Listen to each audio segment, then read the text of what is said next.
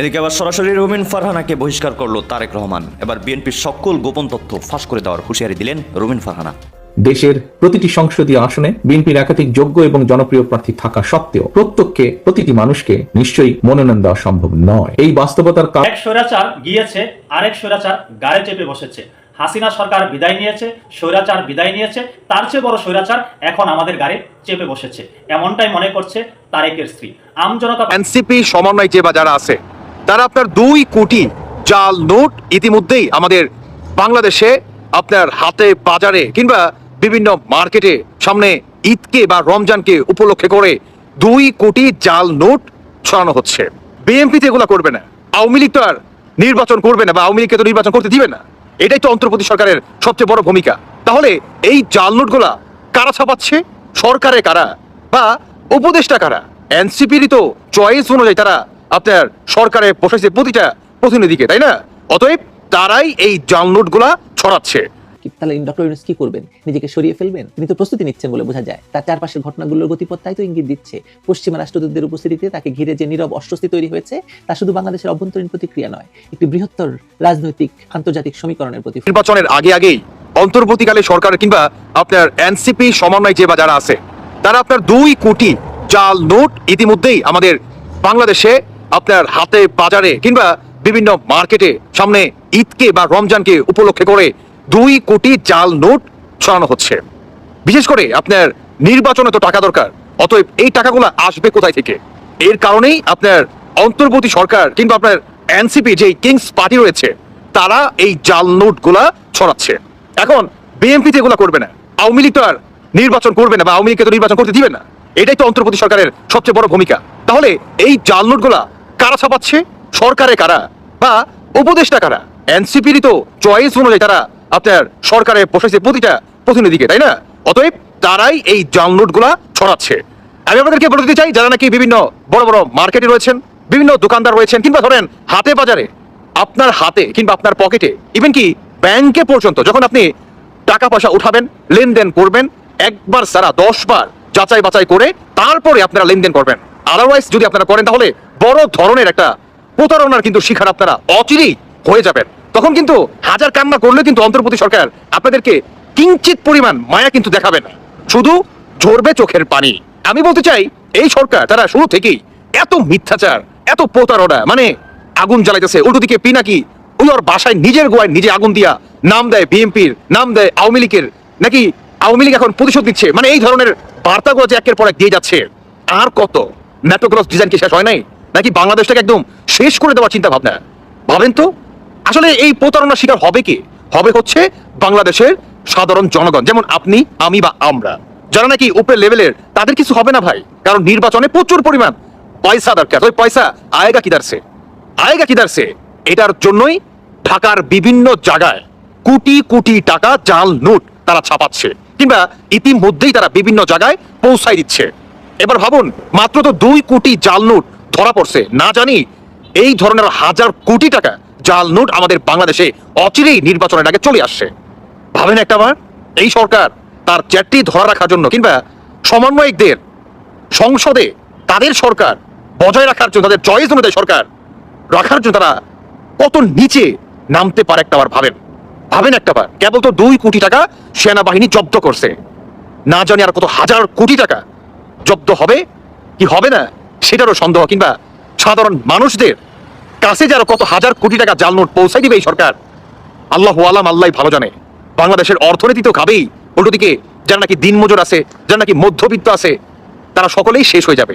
আমি বলতে চাই, যারা নাকি শ্রমিক রয়েছেন গার্মেন্টসে, বিভিন্ন ইন্ডাস্ট্রিতে, আপনারা যখন নাকি বেতন বা পারিশ্রমিক পাবেন, একটু সাবধানতার অবলম্বন করে টাকাটা একবার। আমি সর্বশেষ আপনাদের উদ্দেশ্যে একটা কথাই বলতে চাই, ভিডিওটি প্রচুর পরিমাণে শেয়ার করে দিবেন, মানুষকে দেখার সুযোগ করে দেন, মানুষকে সতর্ক হওয়ার আগে থেকে একটা সিগন্যাল বার্তা আপনারা পৌঁছায় দেন।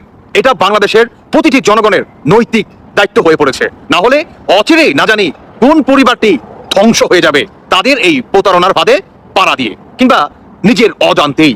দর্শক বন্ধুরা, ভালো থাকুন, ভালো থাকুক বাংলাদেশ, ভালো থাকুক বাংলাদেশের প্রতিটি জনগণ। জয় বাংলা, জয় বঙ্গবন্ধু। আসসালামু আলাইকুম। এক স্বৈরাচার গিয়েছে, আরেক স্বৈরাচার গায়ে চেপে বসেছে।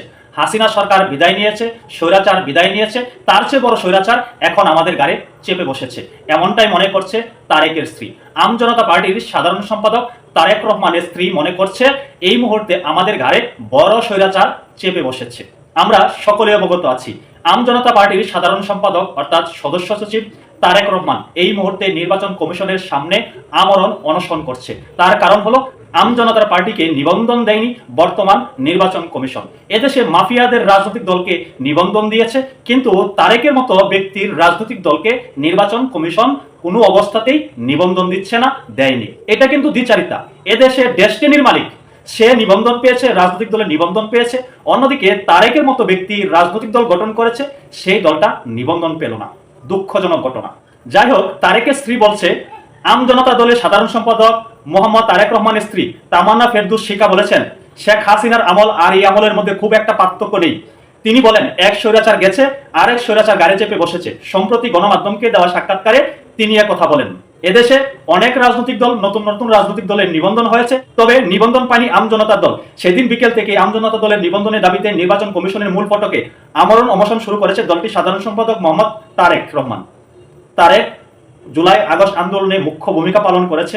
আমরা দেখেছি এই তারেক কিভাবে ট্যাঙ্কের সামনে দাঁড়িয়ে গিয়েছিল, কিভাবে লাঠি হাতে সকলকে আন্দোলনে নামার জন্য আহ্বান করছিল। সেই বিপ্লবী তারেককে নিয়ে অনেক আলোচনা আছে, সমালোচনা আছে, কিন্তু তারেক যেভাবে রাজনৈতিক দলটাকে গুছিয়ে নিয়েছে, সে যেভাবে নিবন্ধনের জন্য আবেদন করেছে, সকল ক্রাইটেরিয়া পূরণ করে সে আবেদন করেছে, কিন্তু তার দলটা নিবন্ধন পেল না। অন্যদিকে মাফিয়া সম্রাটদের, বাটপার সিটারদের রাজনৈতিক দল নিবন্ধন পেয়েছে। বিষয়টা অবশ্যই দ্বিচারিতা। এই নিবন্ধন নিয়ে এই মুহূর্তে মনে হচ্ছে এই যে বর্তমান নির্বাচন কমিশন কারো দ্বারা প্রভাবিত, বিশেষ কোন মতাদর্শ দ্বারা প্রভাবিত, না হলে এখানে কেন তাকে নিবন্ধন দেওয়া হবে না? এই যে নিবন্ধন দিল না, তার সাবেক দল, তারেকের সাবেক দল গণ অধিকার পরিষদের সাধারণ সম্পাদক রাশেদ খানও ব্যতীত হয়েছেন। রাশেদ খান বলেছেন অবশ্যই তারেকের আমজনতা দল নিবন্ধন পাওয়ার মতো যোগ্য একটি রাজনৈতিক দল, এবং তারেক কিভাবে নিবন্ধনের জন্য খাটাখাটনি করেছে, কিভাবে অর্থের যোগান দিয়েছে, কিভাবে কমিটি দিয়েছে, পুরোটাই কিন্তু স্বচ্ছ। তিনি বারংবার কিভাবে টাকা পয়সা যোগান দিচ্ছেন, কিভাবে কি করছেন, সেটি ফেসবুক স্ট্যাটাসের মাধ্যমে এবং ইউটিউব চ্যানেলে বারংবার জানিয়েছে। সেই ব্যক্তির রাজনৈতিক দল নিবন্ধন পেল না। এই যে তারেক রহমান, আমজনতা পার্টির তারেক রহমান, এই আমজনতা পার্টি তারেক রহমান কিন্তু স্রোতের বিপরীতে চলতে জানে। আমার কাছে মনে হচ্ছে এই রাজনৈতিক দলটা নিবন্ধন না পাওয়ার পিছনে সবচেয়ে বড় কারণ হলো এই তারেক রহমান এই অন্তর্বর্তী সরকারকে নিয়ে ব্যাপক সমালোচনা করে থাকে। এই অন্তর্বর্তী সরকার কোন কোন জায়গায় লুটপাট করছে সেই বিষয়গুলো প্রকাশ করে থাকে, এবং অতি বিপ্লবীদের রাজনৈতিক দল এনসিপির নেতারা কিভাবে ফয়দা লুটছে সেটিও প্রকাশ করে থাকে।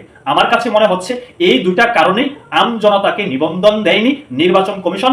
নির্বাচন কমিশন এই দুটি পক্ষের কোনো এক পক্ষ থেকে প্রভাবিত, সেই পক্ষের প্রভাবেই এই আমজনতা পার্টিকে নিবন্ধন দেওয়া হয়নি। সবচেয়ে বড় কথা, ইউনূস সরকারকে, অন্তর্বর্তী সরকারকে বড় স্বৈরাচার মনে করছে, শেখ হাসিনা সরকারের চেয়ে বড় স্বৈরাচার মনে করছে বিপ্লবীরা। যারা জুলাই আগস্ট আন্দোলনে মুখ্য ভূমিকা পালন করেছে, তারাই এখন বলছে এই সরকার স্বৈরাচার সরকার, এই সরকারের সাথে শেখ হাসিনা সরকারের তেমন কোনো পার্থক্য নাই। আবার কেউ কেউ মনে করে থাকেন শেখ হাসিনার চেয়ে বড় স্বৈরাচার বর্তমান সরকার। আরো থলের বিড়াল বেরিয়ে আসবে, আমরা শুধু অপেক্ষা করছি, দেখব, অনেক কিছুই দেখার বাকি আছে।